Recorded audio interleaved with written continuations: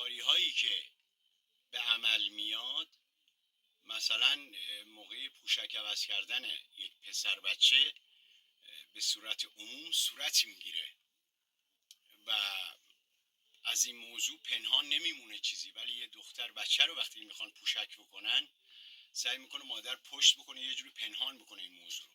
حالا برای پوشک گرفتن پسر بچه ها علاوه بر اینکه پنهان نمیکنه، چنان نوازشش میکنه شنبولشو که سایرین هم ببینن. رفتارهایی باعث میشه که یک موضوعاتی به وجود بیاد در زمینه خیانت کردن.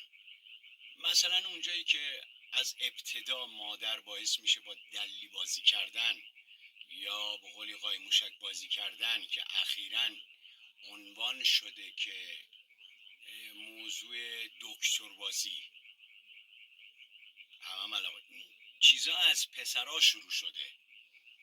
همین در خفا عمل کردن، مخفی عمل کردن. هدف دکتر بازی چیه؟ اونجایی که پدر مادر متوجه شدن که یه عمل زشتی داره از یک پسر بچه‌ای داره صورت میگیره، اومد خودشو توجیه بکنه، برمیگرده میگه ما داریم دکتر بازی داریم میکنیم.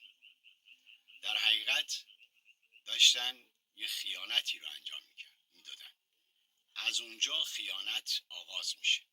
یه سوال خیلی آسون میشه از آقایون، خانوما میتونن از آقایون سوال بکنن، پرسش بکنن که اگر بگن نه دروغ گفتن، اگر بگن بله حقیقت رو گفتن، پس واقعیت داره خیانت کردن.